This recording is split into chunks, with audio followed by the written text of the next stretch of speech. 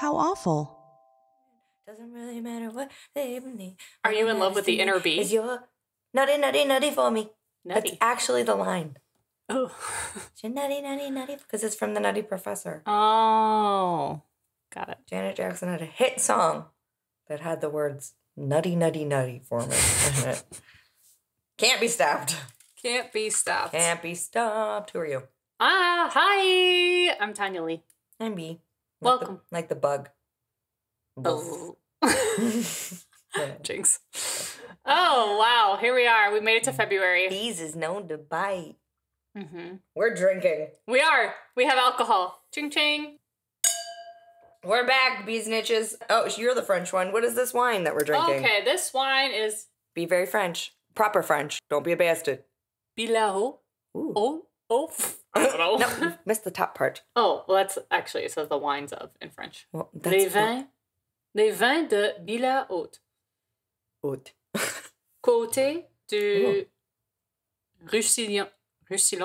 Oh, no. Roussillon Village. There you go. Sure. We could end every podcast I'm French-Canadian, so I can't do this French thing. We could end every podcast with a French word of the day or a French-Canadian word of the day. Oh, could be teaching people languages. I could. Oh, well. So, what has been happening in this week's news? Let's see. Armie Hammer update. Oh, God. More Armie Hammer. Because it gets worse. Apparently now there has not been screenshots produced yet, but apparently there are screenshots in existence of him detailing stuff he wants to do to his own children. Yeah. There's a lot of racism happening from him. Mm-hmm. We talked about that. Yeah. Yeah. There's more. Oh. Because there's another girl now, Velvet Moonst. Okay. She was approached by him when she was 17. Ugh. She did not realize he was flirting with her and manipulating her. And when he met her, he forced her to kiss him and was choking her in broad daylight in the public park. Cute. Yeah. That's a look. And then just told her, sorry, I just like you so much, I got overcome. She's the one that claims that he sent her text messages about the things he would do to his own children. Gotcha. But moral of the story, still a rapist. Yep. Possibly a serial killer. Definitely a cannibal.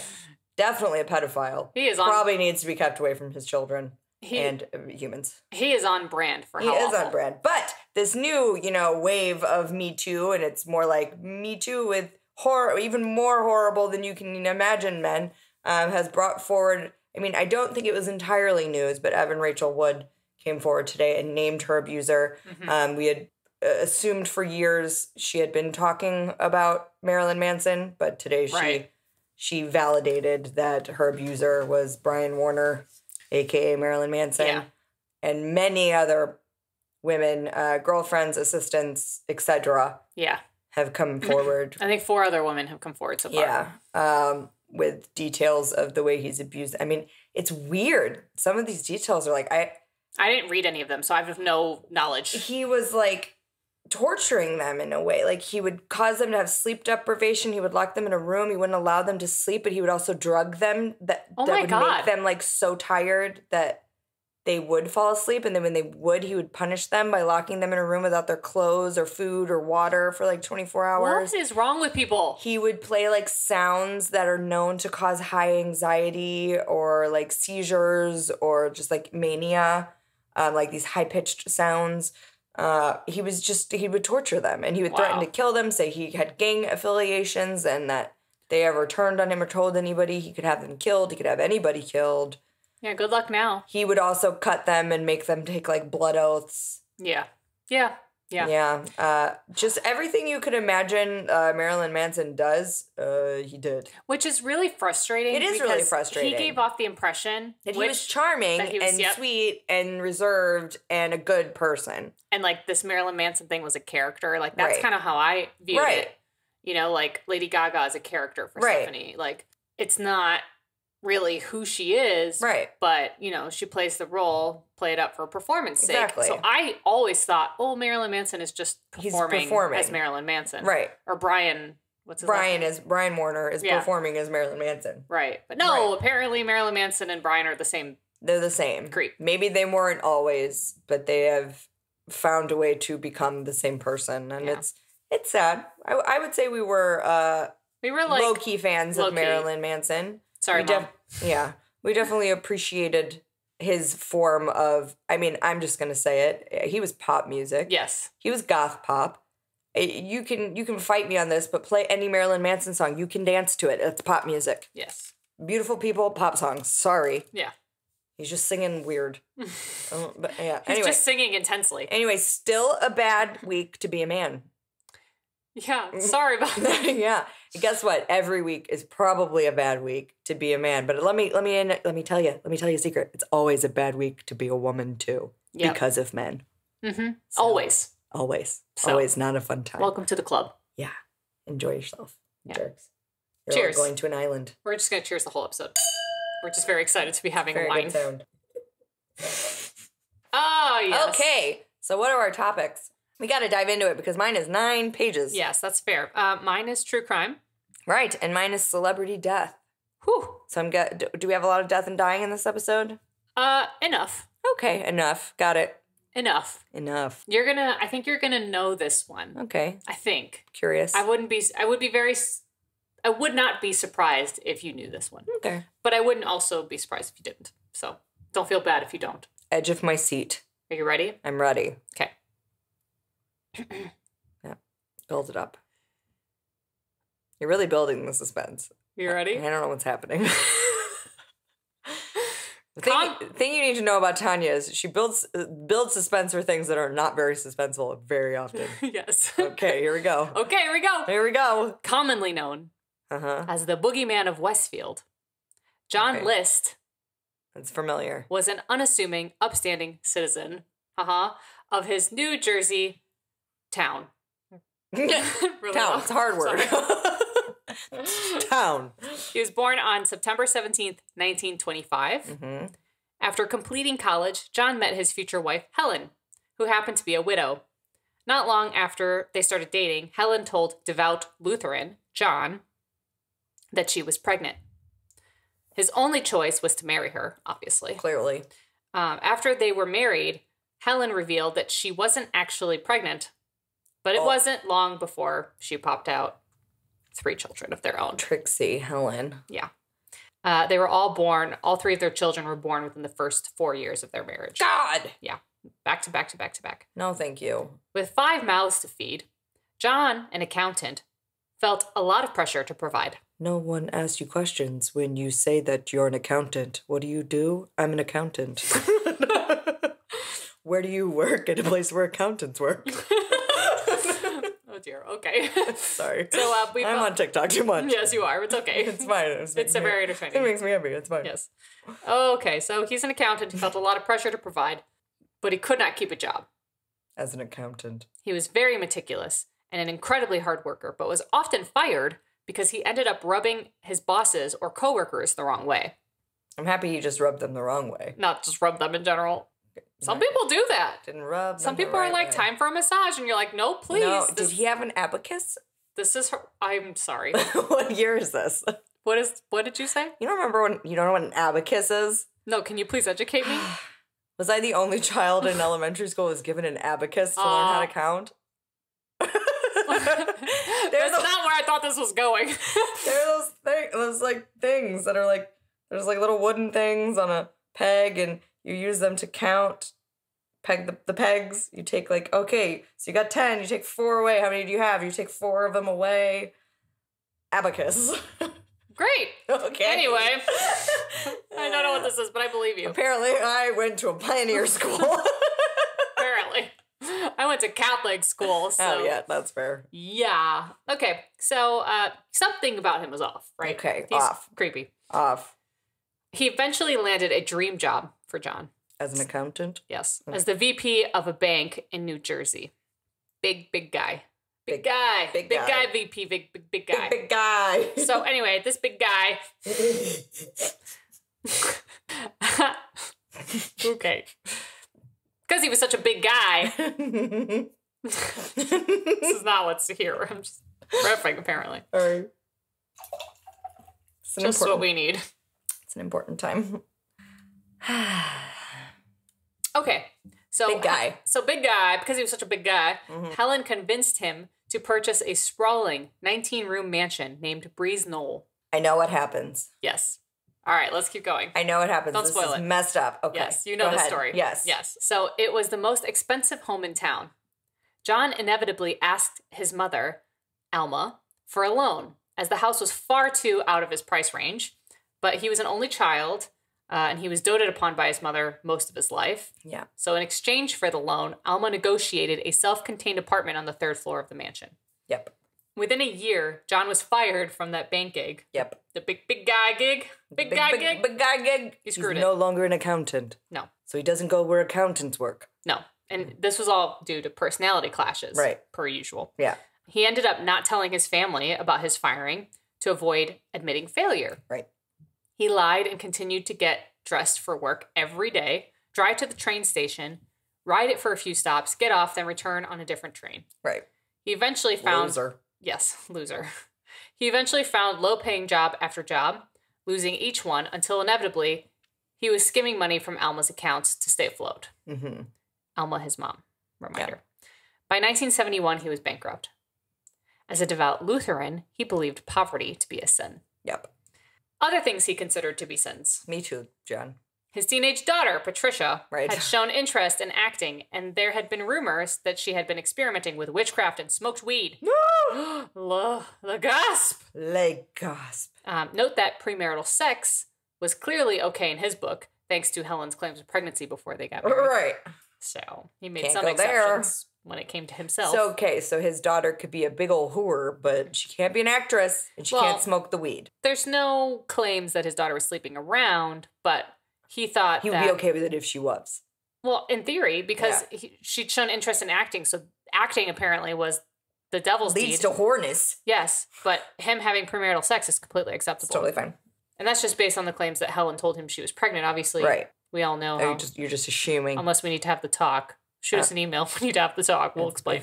It's okay. No judgment. No judgment. When you're with me, no judgment. Oh, Neil. Neil Horan. Nobody knows what we're talking about. Maybe. They don't. Okay, anyway. Other drama in the house was the fact that Helen was suffering from health issues that had turned her onto alcohol. I'm also turned on to alcohol. That's a good sound. She was dependent on that and tranquilizers and stopped going to church. Am I Helen?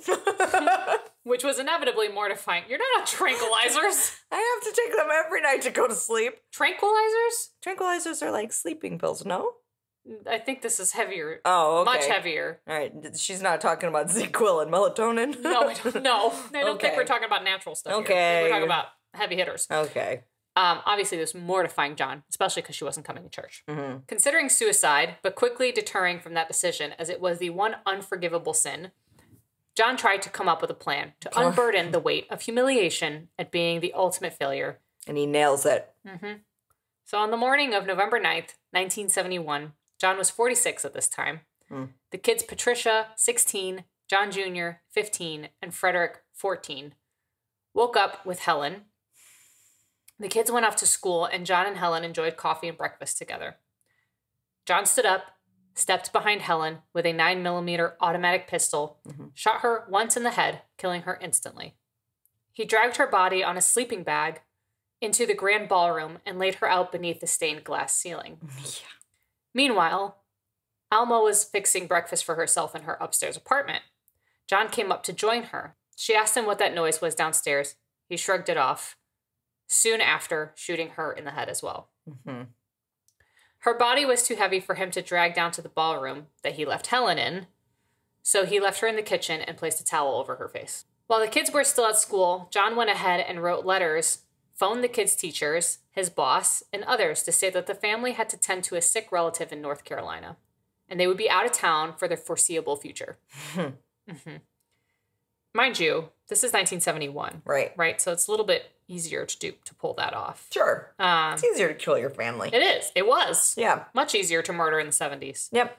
That's why we have all the infamous serial killers from the 70s. Yep. Mostly. Yeah. He stopped by the post office to mail the letters and halt mail delivery at the house. He rounded out his errands by swinging by the bank to cash in his mother's $2,000 savings bond. That's a lot of money back then. Mm-hmm. A savings bond? Man. Yeah. He made at least 25 more sons. Probably.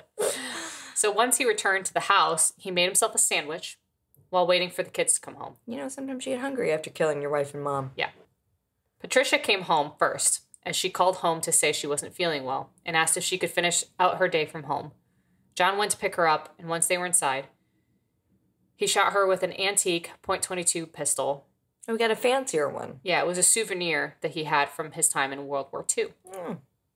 He dragged her body into the ballroom to lay her next to her mother. Fred came home next, and he was shot the same as the others and laid next to Patricia in the ballroom. Finally, John Jr. was the last to go. He had a soccer game after school, which John Sr. left to attend. He watched his son play one last time. Normal Armie Hammer behavior. Yeah, drove him home, and then shot him in the back of the head. But of course, being the last of his victims, John Jr. did not die immediately. Nope. He was then shot 9 more times. Sorry. Yeah, it's okay. This is awful. It's okay. He was shot 9 more times and dragged into the ballroom to join the rest of the family. Yep. I know. That was something that I was like, no, something else was going on there. He had, like, hatred for that kid. There was something with that specific kid for him to shoot him 10 times in total. Oh, I watched a documentary. Yeah. Where they interview him. They interview John List? And he talks about how all the others died instantly. Yeah, but he was pissed. But John Jr. didn't die instantly, so I had to keep shooting him. 10 times. Yeah. Yeah. Like, he's just like... He was pissed because his kid was ruining his plans. I don't think he feels anger, though. No, he doesn't. Because the way he was talking, he was like, yeah, the other ones died instantly. And then, you know, John Jr., like, he really struggled. He's talking about killing his own child and not feeling anything. And also, in the same interview, he was like, I loved them. No, you did not. No, you didn't. Yeah. Okay, so... This is what we call familicide. Oh, God, yeah. Yep. So John cleaned the blood as best as he could, had dinner, washed the dishes, set them up on the dish rack to dry. Yeah, went to bed. To leave a messy house. Yeah, no. Went to bed. Cool. And slept, to his admission, from this documentary, better than he had in years. Wow. Yeah. The next morning, John cranked up the AC to preserve the bodies. Yeah, gotta preserve. Turned on every light in the house and a radio set to his favorite classical music station, with the intention to steer away any onlookers or intruders and leaving them to assume people were home.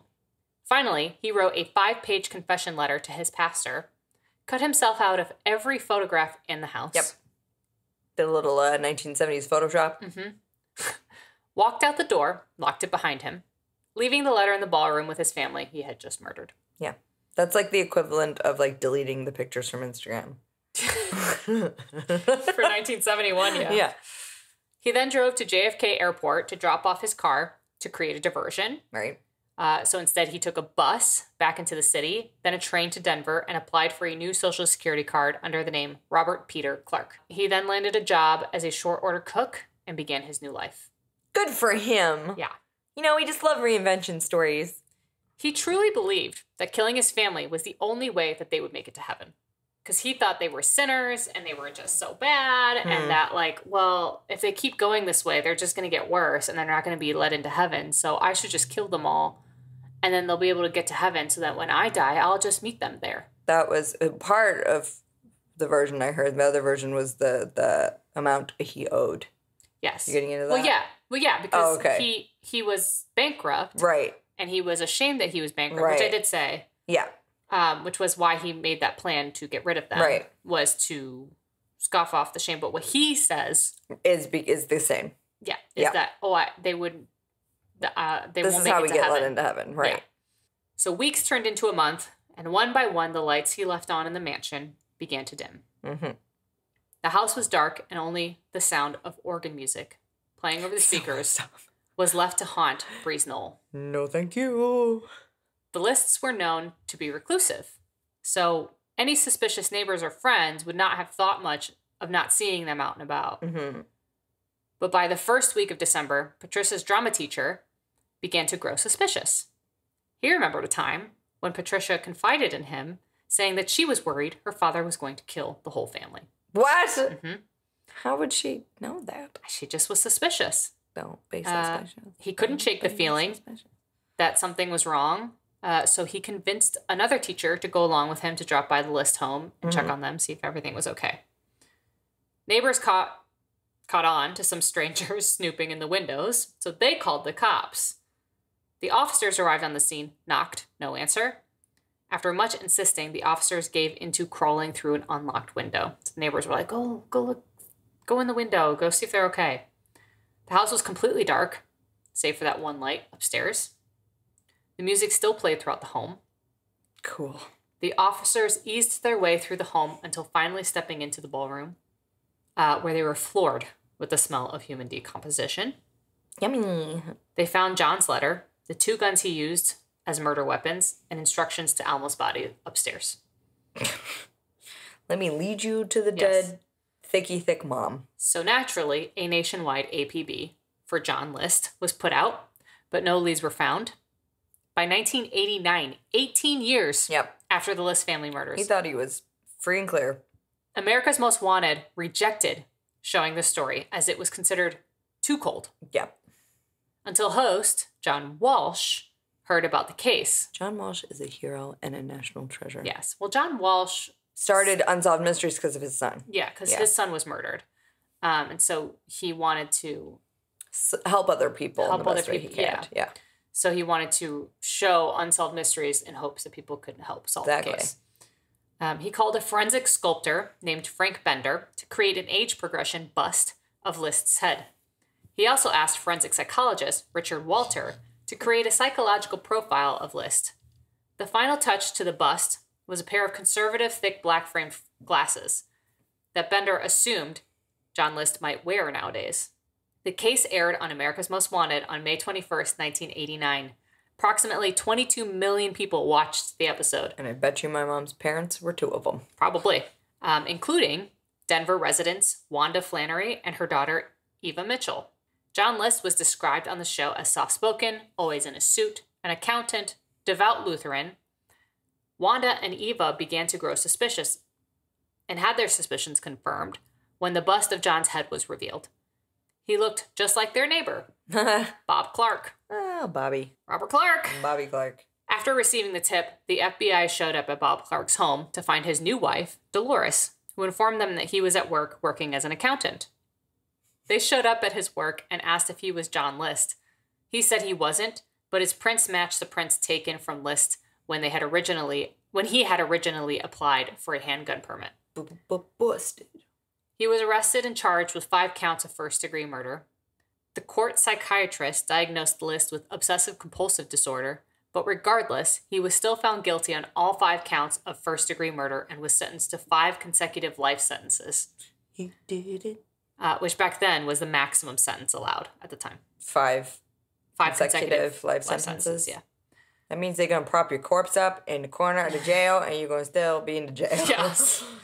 List tried to appeal the case, claiming he had suffered from PTSD from his time in World War II. No, please. But he was rejected by the Federal Appeals Court.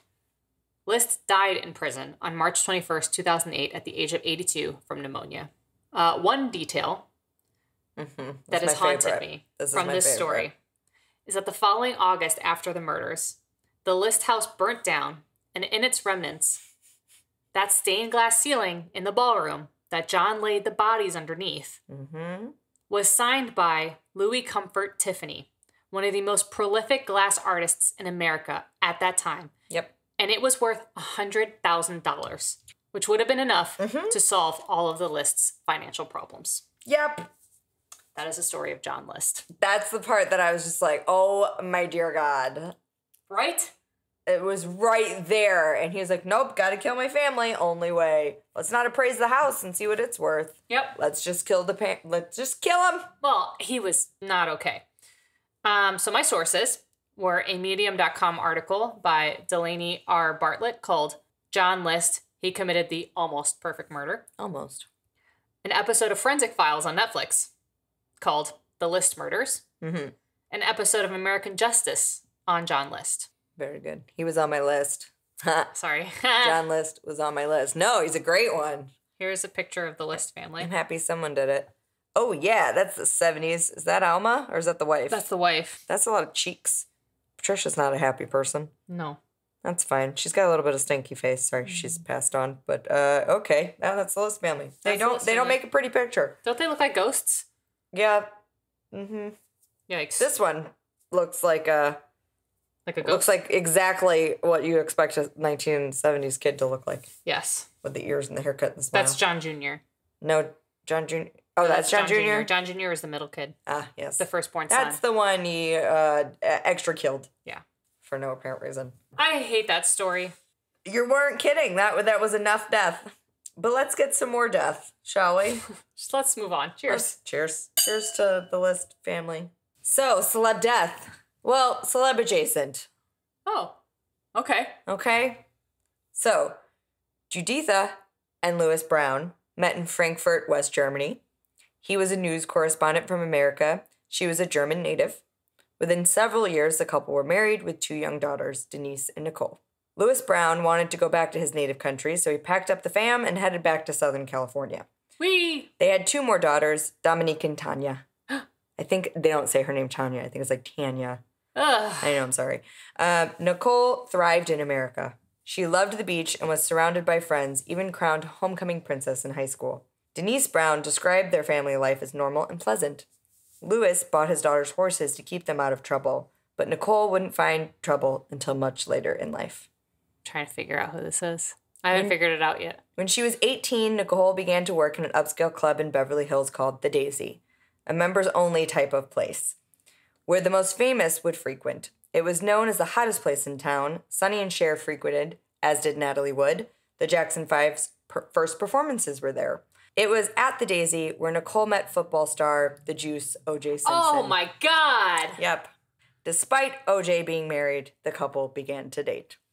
Oh, boy. This is a big undertaking. Yes, this is technically true crime. This is technically true crime, but also celeb death adjacent. Yes, I'll take it. A little about O.J. I'm kind of glad you're doing this one. It's a hefty one. Yeah, go ahead. Born Orenthal James Simpson.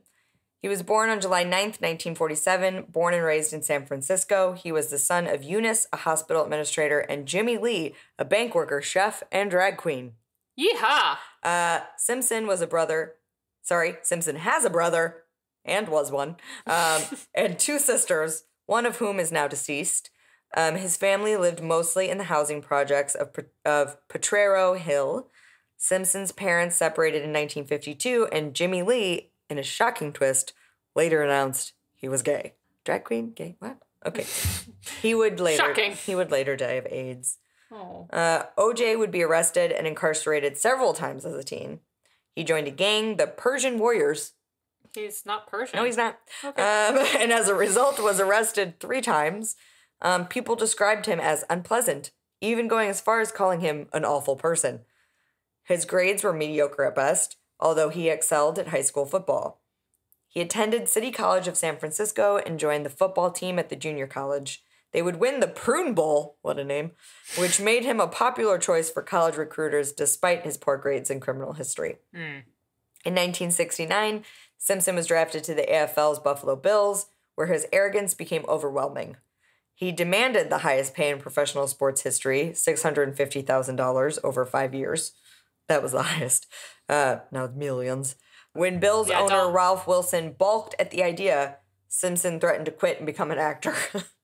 Simpson won the contract, but was later fired by the Bills. He did go on to have a successful career in professional football, and his career in the sport didn't end until he retired in 1979. Right. Nicole Brown and O.J. Simpson were married in 1985. Together, they had a daughter and a son, Sydney and Justin. Nicole Brown Simpson devoted her life to being a loving mother and withstood allegations of abuse by Simpson. In 1989, at a New Year's Eve party, her husband publicly threatened to kill her. Right. In front of an entire party. Yes. What's funny is when you were saying Nicole Brown, I was like, it's the Nicole Brown Simpson, yeah. I was like, Nicole Brown, why do I know that name? Exactly. Until I heard the Simpson, I was like, oh. I don't know about you, but for me, this was the first memory I have of a murder. Yes. This is what made me learn people could kill other people. What year was this? 1994. So it was, 2 years before John Bonet. Yeah. John Bonet is the one I remember the most, but I remember OJ and Nicole because my grandparents watched the Bronco chase. My parents watched the trial. Yeah. My grandparents watched the trial, too. It never ended. Well, for one, you couldn't watch anything else because it was on every channel. Yeah. Anyway, this is a phenomenon. Go ahead. Yeah. Brown's friends and family witnessed Nicole covered in bruises, and she'd confided in several friends that her husband was unfaithful and abusive. Mm-hmm. Alleged diaries of Nicole spoke about an incident where she endured hours of abuse in a hotel room. Another time beating her so badly he tore her socks and shirt off. In 1992, Nicole Brown Simpson finally filed for divorce to remove herself and her children from the toxic relationship. Amen. Now single, Nicole lived it up. She received nearly $10,000 a month in child support, so she did what she had to do. She bought a Ferrari and frequently went out with her friends to clubs. Yeah, get the club. Get the club. Despite the divorce, she remained afraid. OJ had been seen following her more than once, even hiding in her bushes. Brown told her mother, "I'm scared. I go to the gas station, he's there. I'm driving, and he's behind me."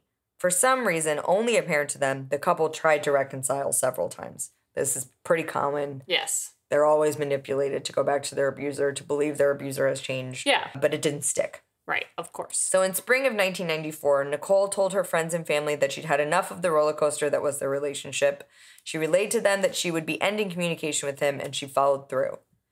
On her last evening alive, Nicole went to Sydney's dance recital at Paul Revere Middle School with the family. OJ also attended. The entire family then went to eat at Mezzaluna restaurant, but OJ was not invited. Ron Goldman was a waiter at Mezzaluna and a close friend of Nicole's. He was not assigned to their table. Okay. After eating dinner, Nicole and the kids went to get ice cream at Ben & Jerry's before returning home. Nicole's mother had called Mezzaluna about a pair of lost glasses. The manager had found them and given them to Ron to return the glasses to Nicole at her house after his shift. So there's a lot of speculation that Nicole and Ron were having an affair. But the truth of it was he was just going to return her glasses. What their relationship was, who knows? Right. But that's why he was there. Yeah. Is he right in the middle of our recording? It's not your lunch break. Did you clock out? Did you clock out? Did you, Isabel? She's not even listening. Not She's even just listening. scarfing. Just noshing. The details of Ron and Nicole's murder aren't available. However, forensics and detectives on the scene were able to piece an attack together. So sometime after 10 p.m. on June 13th, 1994, a struggle occurred. Brown was beaten, with bruising apparent on her face. Brown was found face down and barefoot at the bottom of the stairs leading to her front door, which was left open, with no signs of forced entry, nor any evidence that anyone had entered the premises. Yeah. The scene had a large amount of blood, but the bottoms of Brown's feet were clean, leading investigators to conclude she was murdered first and was the intended target. She had been stabbed multiple times in the scalp and neck, severing her carotid artery. Oh, God. She also had Scalp? her scalp in the head. Several times. I think there was like 7 stab wounds to her head. Oh, my God. She also had defensive wounds on her hands, which implied she had struggled. Yeah. She had a large bruise on the center of her upper back, which led investigators to put together a very grim series of events. After Ron Goldman had been killed, the assailant returned to Brown's body, put his foot on her back, pulled her head back by the hair, and slit her throat. Her larynx could be seen through the wound, and her vertebrae was incised. Her head barely remained attached to her body. Okay, thank you. Yep. Thank you. Oh, you don't want to see the crime scene photos. Why did you look? Because they were there when you Googled it. Fuck. I didn't mean to. Oopsies. There's a larynx. Whoopsie daisies. So Goldman lay nearby, close to a tree and the fence. He had also been stabbed multiple times in the body and neck, but like Nicole, had a few defensive wounds which indicated a short struggle. Forensics showed that the assailant stabbed Goldman with one hand while holding him in a chokehold with the other. Mm-hmm. Near his body was the assailant's blue knit hat and left-hand glove, an extra-large Eris Isotoner light leather glove, and the envelope with the glasses Ron was returning. Oh, the glove. The glove. Bloody shoe prints were left by the assailant leaving the scene. Drops of blood from the assailant were found as well, apparently bleeding from the left hand. Measuring of the steps showed that he walked away, not ran. So, wasn't bothered. No. While out walking his dog a little past midnight, neighbor Steven Schwab came upon Nicole's Akita, who had bloody paws but apparently was uninjured. Oh, good. The dog led Steven to Nicole's body. Oh, my God. I got goosebumps. I didn't know that. Yeah. Oh. And that was how they were discovered, was Stephen Schwab being led to them by her dog, who was looking for help. Stephen ran to the street to flag down a passing patrol car. We don't deserve them. We don't. We don't deserve dogs. No. They're superior assistants. Yes, they are. Sorry, Izzy. Sorry. You would not. You would just probably lick Mommy's blood and then eventually eat her face. Mommy. Meanwhile, I'm Mommy. Meanwhile, OJ was scheduled for a red-eye flight to Chicago at 11:45 p.m. for a golf tournament. Does that make me daddy? Yes. You're daddy. I am daddy. You are daddy. The limo driver meant to pick up Simpson around 10:25, approximately the time of Nicole and Ron's death. He said he did not see Simpson's Bronco anywhere near the house and definitely not parked at the curb where it would be seen the next morning. The driver claimed to have seen a shadowy figure about OJ's size enter the front door around 10:40 p.m. Okay. At the same time, the limo driver saw the shadowy figure, Cato Kalin, a friend of OJ's and the current tenant of Simpson's guest house on his estate, saw someone heading towards the house on the south walkway where the bloody glove would later be found. Mm-hmm.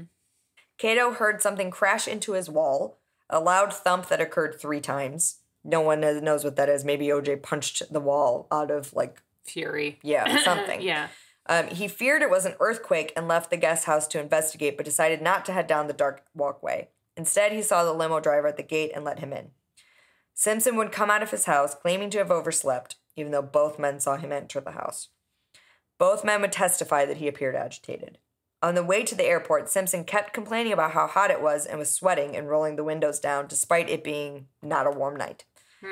The limo driver also testified that Simpson had 4 luggage bags, but would only let him touch 3 of them, insisting he load the 4th, a knapsack, himself.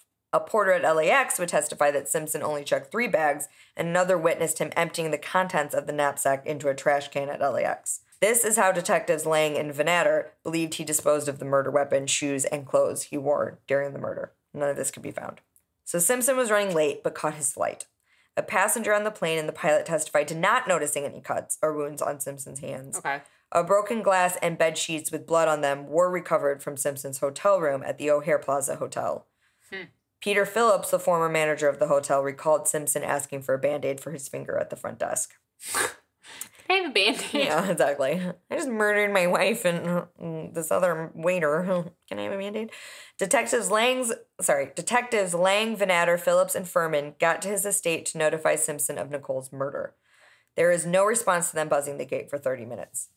They notice the Bronco is parked at an awkward angle and there's blood on the door. They feared someone inside may also be hurt and decided due to special circumstances they could scale the gate and enter the property without a warrant.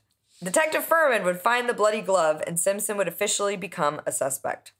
Detective Phillips called Simpson to let him know of Nicole's murder. He noted he sounded very upset, but did not ask about the circumstances of her death.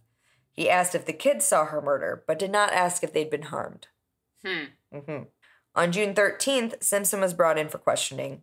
Detectives noticed the cut on Simpson's finger. He claimed he cut it in Chicago after he found out about Nicole's murder. After he was told that blood was found on the Bronco door, he admitted he cut it the night of her murder and agreed to give a blood sample. He beginning to freak out, Simpson hired Robert Shapiro, and the dream team of Robert Kardashian, Robert Shapiro, and Johnny Cochran began to assemble. Here we go. Yep.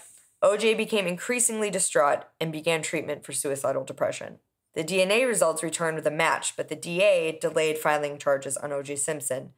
And O.J. spent June 16th at the home of good friend and lawyer Robert Kardashian, otherwise known as the father of Khloe, Kim, and Kourtney. And Rob, sorry. Forget about Rob. Kardashian. Gosh, he's already insecure. I know. Sorry. This was post-split. They were already divorced. Yes. So this is just Rob's house, Robert's house. And Chris, it's known fact, Chris was best friends with Nicole. Yes. And Robert and Nicole were Robert and Chris were on opposite sides of this war. Chris was very, very against OJ, and Robert just could not wrap his head around the fact that his friend could be a murderer. Yes. But honestly, I get that. I understand. Yeah. You don't want to believe that. No. And I get Chris's side too. You don't, that's your best friend who's dead. Yeah. Who she probably knew all sorts of stuff. All sorts of stuff. So he's at Robert Kardashian's house while several mental health specialists saw to him. The charges were filed on June 17th, so they waited a whole day. Wow. 2 counts of first-degree murder, Simpson agreed to surrender, and convinced due to his status that Simpson would not flee, they even agreed to delay his surrender so he could speak to a suicide specialist. He updated his will, called his mom and kids, wrote 3 sealed letters, one to his kids, one to his mom, and one to the public. Over 1,000 reporters showed up for his perp walk into the police station, but O.J. did not show. Shocker. He was gone along with Al Cowlings, another former NFL player and friend of Simpson's. Simpson was declared a fugitive and an arrest warrant was filed for Al Cowlings. At 5 p.m., Kardashian, one of his defense lawyers, read Simpson's public letter. In the letter, Simpson sent greetings to 24 friends and wrote... Greetings. Yes. Greetings, friends. I murder. And wrote, quote, "First, everyone understand I had nothing to do with Nicole's murder." He described the fights with Brown and their decision not to reconcile as normal in a long relationship and asked the media, quote, "as a last wish," end quote, not to bother his children. He wrote to then-girlfriend Paula Barbary, quote, "I'm sorry, we're not going to have our chance. As I leave, you'll be in my thoughts," end quote. It also included, quote, "I can't go on," and an apology to the Goldman family. The letter concluded, quote, "Don't feel sorry for me. I have had a great life, great friends. Please think of the real OJ and not this lost person," end quote. Most interpreted this as a suicide note. Yeah, this is pretty sus. Yep. Simpson's mother, Eunice, collapsed after hearing it, and reporters joined the search for Simpson. At Kardashian's press conference, Shapiro... 1, 2, 3, 4, 5, 6, 7, 8, 9, 10. At Kardashian's press conference, Shapiro said that he and Simpson's psychiatrist agreed with the suicide note interpretation. Through television, Shapiro appealed to Simpson to surrender. News helicopters searched the Los Angeles highway system for Cowlings' white Ford Bronco. Cowlings and Simpson both had white Broncos. Got it. So the one in the chase was actually Cowlings. At 5:51 p.m., Simpson reportedly called 911. The call was traced to the Santa Ana Freeway near Lake Forest. At around 6:20 p.m., a motorist in Orange County notified California Highway Patrol after seeing someone believed to be Simpson riding in the Bronco on the I-5 freeway heading north, driven by Cowlings. We'll never forget. Nope. The police tracked calls placed from Simpson on his cell phone. At 6:45 p.m., police officer Ruth Dixon saw the Bronco head north on Interstate 405. When she caught up to it, Cowlings yelled out that Simpson was in the back seat of the vehicle and had a gun to his own head. The police officer backed off, but followed the vehicle at 35 miles per hour. Everybody remembers this as the slowest police chase in history. It is. With up to 20 police cars following her in the chase, if you can even call it a chase at 35 miles per hour. Yeah. Zoe Tur of KCBS TV was the first to find Simpson from a news helicopter after colleagues heard that the FBI's mobile phone tracking had located him at the El Toro Y. More than 9 news helicopters eventually joined the pursuit. Tur compared the fleet to Apocalypse Now, and the high degree of media participation caused camera signals to appear on incorrect television channels. The chase was so long that one helicopter ran out of fuel, forcing its station to ask another for a camera feed. Knowing that Cowlings was listening to KNX AM, sports announcer Peter Arbogast called Simpson's former USC football coach John McKay and connected him to Simpson. As both men wept, Simpson told McKay, "Okay, coach, I won't do anything stupid, I promise." There is no doubt in my mind that McKay stopped OJ from killing himself in the back of that Bronco, Arbogast said. McKay reiterated on radio his pleas to Simpson to turn himself in instead of committing suicide. He said, quote, "My God, we love you, Juice. Just pull over and I'll come out and stand by you all the rest of my life," end quote. Walter Payton, Vince Evans, and others from around the country also pleaded with Simpson over radio to surrender. At Parker Center, officials discussed how to persuade Simpson to surrender peacefully. Detective Tom Lang, who had interviewed Simpson about the murders on June 13th, realized that he had Simpson's cell phone number and called him repeatedly.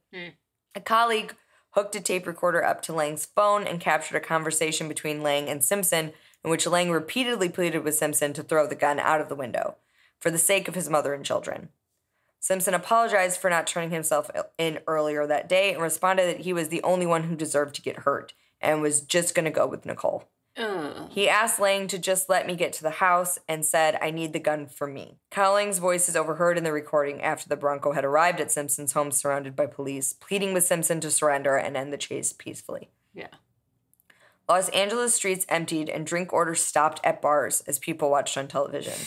Every television showed the chase. ABC, NBC, CBS, and CNN and local news outlets interrupted regularly scheduled programming to cover the incident. Right. Watched by an estimated 95 million viewers nationwide, only 90 million had watched that year's Super Bowl. While NBC continued coverage of Game 5 of the NBA Finals between the New York Knicks and the Houston Rockets at Madison Square Garden, the game appeared in a small box in the corner while Tom Brokaw covered the chase. Wow. The chase was covered live by ABC anchors Peter Jennings and Barbara Walters on behalf of the network's 5 news magazines, which achieved some of their highest ever ratings that week. The chase was broadcast internationally, with Gascon's relatives in France and China seeing him on television. Wow. Thousands of spectators and onlookers packed overpasses along the route of the chase, waiting for the white Bronco. In a festival-like atmosphere, many had signs urging Simpson to flee. Spectators shouting, "Go, OJ, go," the famous slogan from Simpson's Hertz commercial, and encouraging the actions of a possibly suicidal murder suspect outraged Jim Hill. Yeah. Among those broadcasting pleas to their friends to surrender, Jack Ferreira and Mike Smith were among those watching the chase, not knowing why.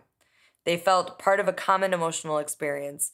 One author wrote, as they wondered if O.J. Simpson would commit suicide, escape, be arrested, or engage in some kind of violent confrontation, whatever might ensue, the shared adventure gave millions of viewers a vested interest, a sense of participation, a feeling of being on the inside of a national drama in the making. Wow. Simpson reportedly demanded that he be allowed to speak to his mother before he would surrender. The chase ended at 8 p.m. at his Brentwood estate 50 miles later, where his son Jason ran out of the house gesturing wildly, and 27 SWAT officers awaited. After remaining in the Bronco for about 45 minutes, Simpson exited at 8:50 p.m. with a framed family photo and went inside for about an hour. A police spokesman stated that he spoke to his mother and drank a glass of orange juice, which caused a lot of reporters to laugh. So Shapiro arrived, and Simpson surrendered to authorities a few minutes later. In the Bronco, police found $8,000 in cash, a change of clothing, a loaded .357 Magnum, a United States passport, family pictures, and a disguise kit with a fake goatee and mustache. Simpson was booked at Parker Center and taken to Men's Central Jail. Cowlings was booked on suspicion of harboring a fugitive and held on $250,000 bail. Wow. The Bronco chase, the suicide note, and the items found in the Bronco were not presented as evidence in the criminal trial. Marcia Clark conceded that such evidence did imply guilt, yet defended her decision, citing the public reaction to the chase and suicide note as proof the trial had been compromised by Simpson's celebrity status. Oh, yeah. Most of the public, including Simpson's friend Al Michaels, interpreted his actions as an admission of guilt, yet thousands of people encouraged him to flee prosecution and were sympathetic to his feelings of guilt. On June 20th, Simpson was arraigned and pleaded not guilty to both murders and was held without bail. The following day, a grand jury was called to determine whether to indict him for the 2 murders, but was dismissed on June 23rd as a result of excessive media coverage that could have influenced its neutrality. Instead, authorities held a probable cause hearing to determine whether to bring Simpson to trial. California Superior Court Judge Kathleen Kennedy Powell ruled on July 7th that there was sufficient evidence to bring Simpson to trial for the murders. Bail was set at $10 million, and his second arraignment was on July 22nd. When asked how he pleaded to the murders, Simpson firmly stated, quote, "Absolutely, 100% not guilty." Please. Jill Shivey testified to the grand jury that soon after the time of the murders, she saw a white Ford Bronco speeding away from Bundy Drive in such a hurry that it almost collided with a Nissan at the intersection of Bundy and San Vicente Boulevard, and that she recognized Simpson's voice. She talked to the television show Hard Copy for $5,000, after which prosecutors declined to use her testimony as trial. Yeah. Jose Camacho of Ross Cutlery provided store receipts showing Simpson had purchased a 12-inch stiletto knife 6 weeks before the murders. The knife was recovered and determined to be similar to the one the coroner said caused the stab wounds. The prosecution did not present this evidence at trial after Camacho sold his story to the National Enquirer for $12,500. Former NFL player and pastor Rosie Greer visited Simpson on November 13th at the Los Angeles County Jail. In the days following the murders, a jailhouse guard, Jeff Stewart, testified to Judge Ito that at one point Simpson yelled to Greer that he didn't mean to do it, after which Greer had urged Simpson to come clean. Ito ruled that the evidence was inadmissible as hearsay. Sure. At first, Simpson's defense sought to show that one or more hitmen hired by drug dealers had murdered Brown and Goldman, giving Brown a Colombian necktie. So that's the slitting her throat. Yes. Because they were looking for Brown's friend Faye Resnick, a known cocaine user and friend of the Real Housewives of Beverly Hills. Faye Resnick, a known cocaine user who had failed to pay for her drugs. She had stayed for several days at Brown's condo until entering rehab 4 days before the killings. Ito ruled that the drug killer theory was highly speculative for no evidence to support it. Yeah, no.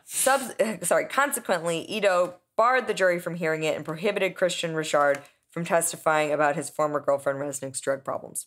Rosa Lopez, a neighbor's Spanish-speaking housekeeper, stated on August 18th that she saw Simpson's Bronco parked outside his house at the time of the murders, supporting his claim he was home that night. During cross-examination by Clark, Lopez admitted she was not sure what time she saw Simpson's Bronco, but the defense still intended to call her. However, a taped July 29th statement by Lopez did not mention seeing the Bronco, but did mention another housekeeper who was also there that night, Sylvia Guerrera. Prosecutors then spoke with Guerrera, who said Lopez was lying, and claimed the defense offered both housekeepers $5,000 to say they saw the Bronco that night. When Ito warned the defense that Guerrera's claims, as well as the earlier statement not mentioning the Bronco in the tape where Clark claims that Lopez is clearly being coached on what to say, will be shown to the jury if Lopez testifies, they dropped her from the witness list. Yeah, naturally. The trial was a circus. Yeah.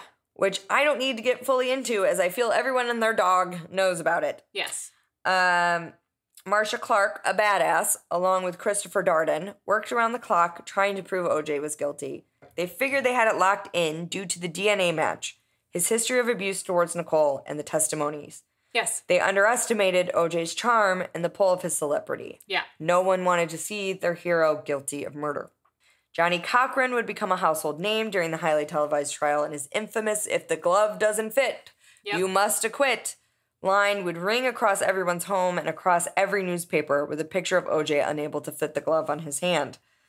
Evidence included, but was not limited to. You ready for this?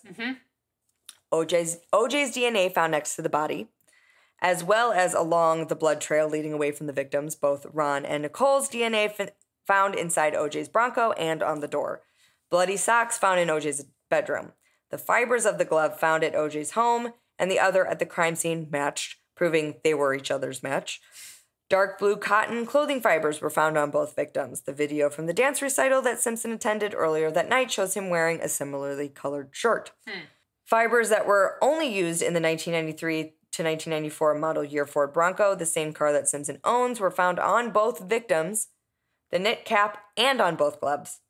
The glove found at Simpson's home that belonged to the murderer had hair and clothing fibers consistent with Simpson, Brown, and Goldman. Oh my God. As well as fibers from a 1993-1994 Ford Bronco and Brown's Akita dog. Jesus Christ. On June 19th, 1995, FBI shoe print expert William J. Bodzak testified that the bloody shoe prints found at the crime scene and inside Simpson's Bronco were made from a rare and expensive pair of Bruno Magli Italian shoes. He determined the shoes were size 12, the same size as that Simpson wears, and are sold only at Bloomingdale's. Only 29 pairs of that size were sold in the U.S., and one of them were sold at the same store that Simpson often buys his shoes from. Yeah. Fears grew that race riots, similar to the riots in 1992, would erupt across Los Angeles and the rest of the country if Simpson were convicted of the murders.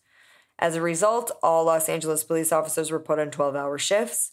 The police arranged for more than 100 police officers on horseback to surround the Los Angeles County Courthouse on the day the verdict was announced, in case of rioting by the crowd. President Bill Clinton was briefed on security measures if rioting occurred nationwide. Despite all of the evidence, at 10:07 a.m. on Tuesday, October 3rd, 1995, Simpson was acquitted on both counts of murder. Yep. The jury arrived at the verdict by 3 p.m. on October 2nd. After 4 hours of deliberation, they only asked to review the limo driver's testimony. That's it. Oh my God. An estimated 100 million people worldwide watched or listened to the verdict announcement. Long-distance phone call volume declined by 58%, and trading volume on the New York Stock Exchange decreased by 41%. Water usage decreased as people avoided using bathrooms. So much work stopped that the verdict cost an estimated $480 million in lost productivity. What? Yeah. The U.S. Supreme Court received a message on the verdict during oral arguments, with the justices quietly passing the note to each other while listening to the attorney's presentation. Most people polled believe justice was served, and the defense even admitted to playing the race card. Wow. Yeah. Many books would be written about these murders, including one by Faye Resnick that would be met with widespread disdain as a friend of Nicole's who sought fame and attention and to financially benefit off the back of two people's horrific murders. But no book would be more notorious than O.J.'s infamous If I Did It. Yes. Ghostwritten by Pablo Finch. I know. It acted as a hypothetical confession to how O.J. would have brutally murdered Ron Goldman and Nicole Brown if he were guilty of the crime. On March 11th, 2018, happy birthday, Mom, Fox broadcast Simpson's previously unaired interview with Reagan, which was part of the book deal in a special titled O.J. Simpson, The Lost Confession. In the decades-old interview, which was supposed to air with the release of the book by Reagan Books, Simpson gave a very detailed hypothesis on how the murders would have been committed if he had been involved, initially using phrases like I would and I'd think, but later moving to using first-person phrasing with sentences like, I remember I grabbed the knife, and I don't remember except I'm standing there, I don't recall, and I must have. And involving a supposed accomplice named Charlie. What? Yeah. Who's Charlie? Who's Charlie?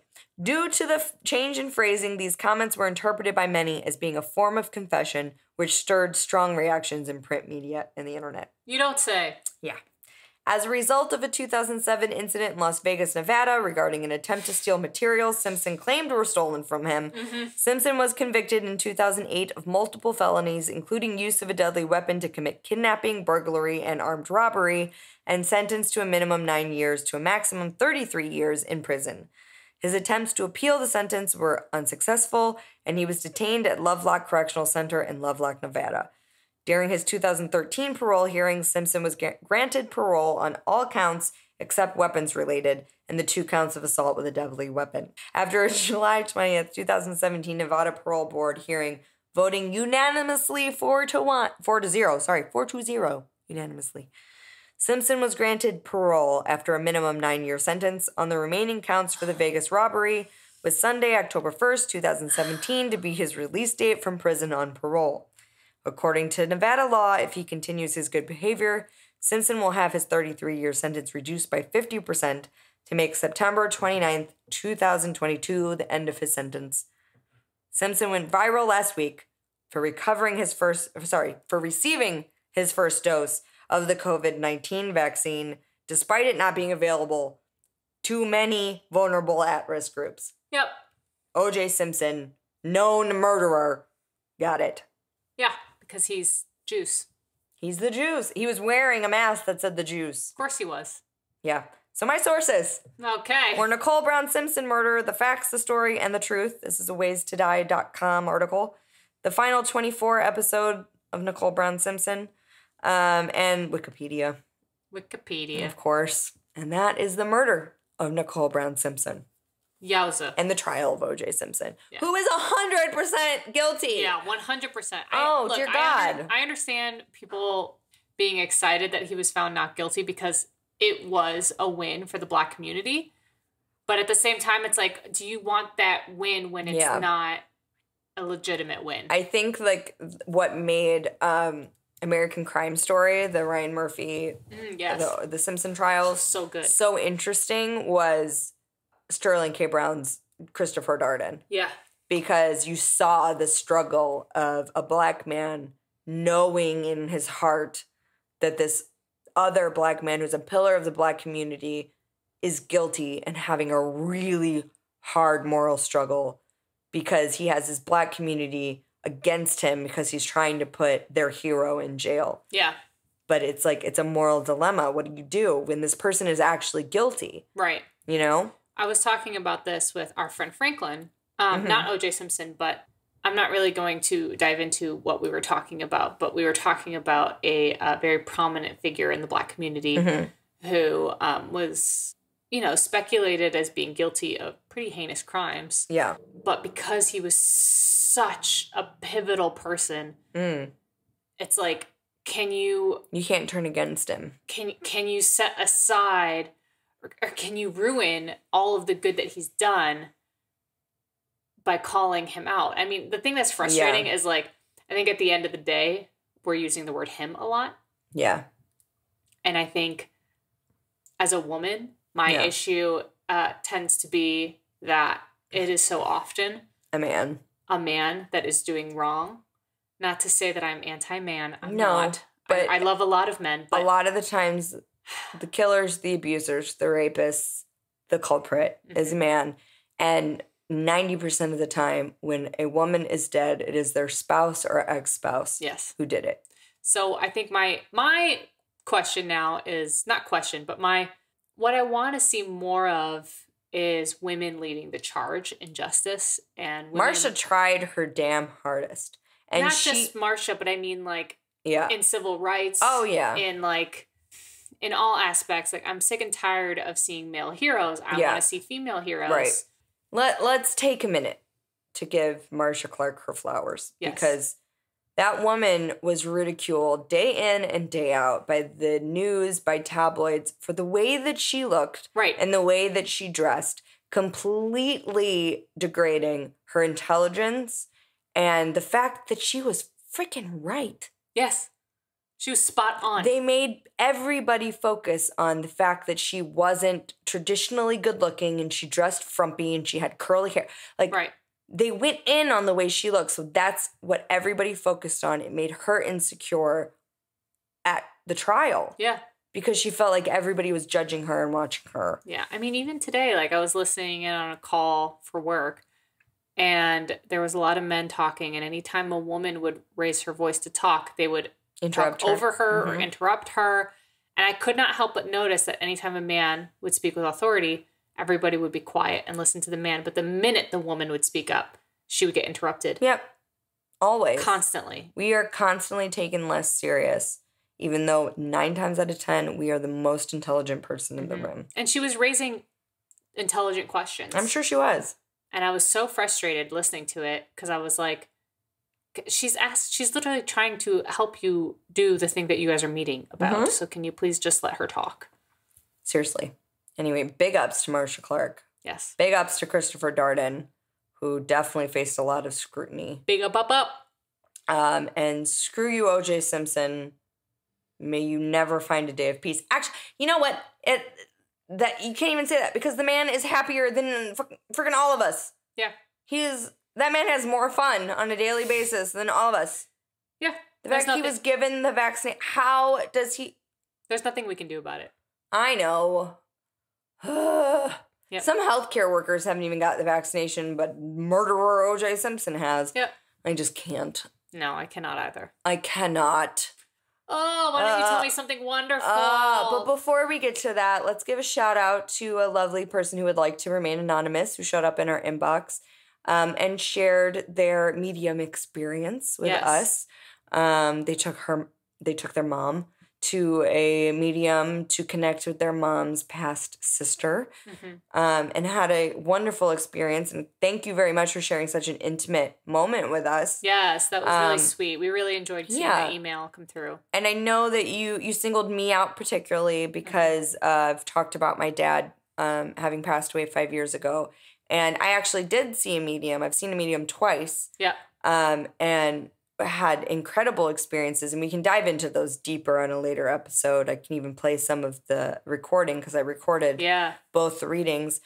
She knew things about my dad that nobody on earth could possibly know about him because maybe 5 people on earth knew. Some really intimate stuff. She knew some really crazy stuff about my mom's parents. Yeah.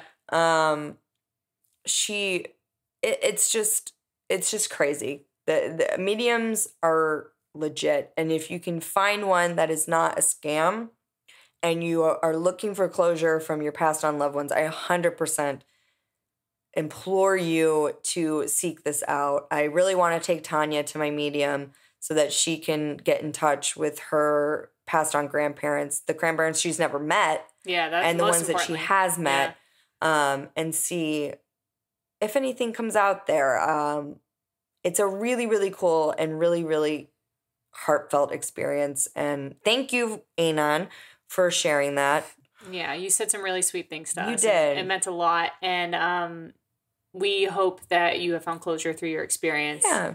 And I mean, she said the same things that you did. Yeah. Which was essentially that they knew things that there was no possible way. Yeah, and that they highly, highly recommend anybody who has experienced loss to do this, because it's really creates a sense, a moment. And I think, I mean, I'm not going to quote this verbatim, but they said that when it happened, it felt like spending time with them. It's like getting another hour with them. Yeah, and getting to talk to them. Yeah, it was a moment that they could spend extra time with the person that they've been missing, and it was like it was like that person had stopped by. Right, exactly. Like stop by for a visit. And, exactly. I loved the way that she said that. I know a lot of people aren't comfortable with it. It makes them really scared. They're not open to it, and that's totally fine. It's all up to your comfort level. But if you are open to it, find the right one, get somebody with good reviews, and go for it. Yeah. Because it was not a traumatic experience for me at all. It was getting to spend time with my dad. Yeah. Which is really, really special. And I will warn you, for some, it gets kind of addicting. I want to go all the time because I want to spend time with my dad. Sure, yeah. So you do have to hold yourself back because they're not cheap. No. The good ones are not cheap. I think mine was like $300. Yeah. For an hour. Whew. Or I think she may have been like an hour and a half. But yeah, it's worth it, 100%. But thank you for sharing that story with us. You can keep sharing stories with us. Your medium stories, your paranormal stories, your almost murder stories, your family story, whatever you want to share with us, you can email us at howawfulpodcast@gmail.com. We would love to read it. Yeah. But now you can go on to How Wonderful, which I think as a collective. We do have a collective How Wonderful. Happy birthday to you. Wait, how about happy birthday. You are 27. Treat people with kindness. We love Harry Styles. Oh. What? What did you say? Every bloody day. Oh, okay. Happy birthday, patron Saint Harry Styles. Now, when you're listening to this, it is exactly a week after his birthday. We're behind. But on this day, February 1st, 2021, Harry Styles, patron saint, is 27 years old. Yes. And he's just a delight. He's just an angel. Tanya. Yes. For our How Wonderful, why don't you tell me what your favorite How Wonderful Harry Styles moment is? I mean, I think my favorite concert moment is very obvious. It's the moment that we had a very nice interaction with him. We did. And your hat. We did have an interaction. We'll paint a picture for you right quick. What was it, 2014? Something like that. 12? I don't know. It was One Direction days. Yes, we were old. 2013. We were old ladies at One Direction. We went 4 nights in a row. No one's judging us. To the Staples Center. And this is one of my favorite Tanya moments was, but we bought our tickets and we show up in the venue and we can't find our row. And Tanya is getting very anxious and she's asking, I don't know, the workers at Staples Center, where the hell is our row? Yeah, thank you, the ushers. Where is our row? We can't find a row. It seems to have disappeared. While I have found our row and am standing there with my head down in silence because I have realized we are front row to the B stage. We did not know this. No. So I called her name. We don't notice. You want the vaccine? Doctor, we don't notice? we don't notice. No, it's Doctor, we notice. Oh, sorry, Doctor, we notice? We don't notice. We don't notice. So I called her name. She looked at me. I put my head down and gestured at the row. She put her head down and walked towards me like, oh no. Yes. We both knew we were the 20-something-year-olds amongst the teenagers that were about to lose our minds. You know, we enjoyed. Yes. We enjoyed. So they had a whole like 20 minutes at the B stage. So they're flying at us. We're panicking. Here they come on the platform. They land. They walk straight out to us. Tanya, absolutely losing her mind. She's reaching her hand out. She's trying to get a high five, a handshake, whatever. At one point, she yells, "Please, God, somebody touch me." I have it on tape. It's amazing. It's brilliant. It's brilliant. Harry is the only one we can rely on in these times of trouble. I had brought a hat. It was the ugliest hat I owned. I brought it with the sole intention of getting it to him at some stage. Yes. So he was standing very close to us. I decided to gently, I didn't want to throw it, I didn't want to throw it. I tossed it at his feet, so it hit his feet. He noticed immediately. I died. Yes. So he picked it up. He pointed it at me. He went on his microphone in front of 20,000 people at Staples Center. Is this your woolly hat? Yes. And I said yes. It's 95 degrees outside. Yeah, it's 95 degrees outside. It was not. It was like 60 degrees It was outside. 68 degrees. Perfect temperature for woolly hat. Yes. He goes, but thanks. And I told him put it on. He went, fine, I'll put it on. He put it on. And then they started saying one way or another. He ran straight into my face. Straight into my face. Like trauma nightmares. Big, large head. Big. He has a big head. Yes. Straight into my face with my hat on. Singing one way. I still can't listen to that song without having PTSD. And I'm pointing at the hat and pointing at... I don't remember what I wanted him to do with the hat. Keep it, I think. No, I wanted him to take my hand. I was doing my hand, like, hold my hand, you dick. And he took it as, give me the hat back, which I wasn't motioning for, but bonus points. So he gave the hat back. Yes. And I collapsed and died. And then later, I was bending down to put the hat back in my purse. I stand up. Tanya's holding Liam Payne's hand. Not the one I would have wanted, but it was fine. But she was still holding his hand, and I was like, what the hell is going on this evening? Liam Payne touched me once. He touched it. And I put this video on YouTube. I will put it on our Instagram. But I put this video on YouTube, and I still to this day get the most annoying comments on it, which is that I held the hat to my face and sniffed it. That is not what happened. Tanya can attest I did not sniff it until I got home, and our friend Tyler went, what does it smell like? It smelled like dirty, sweaty boy. It was good, though. I held my hands to my face because I was mortified.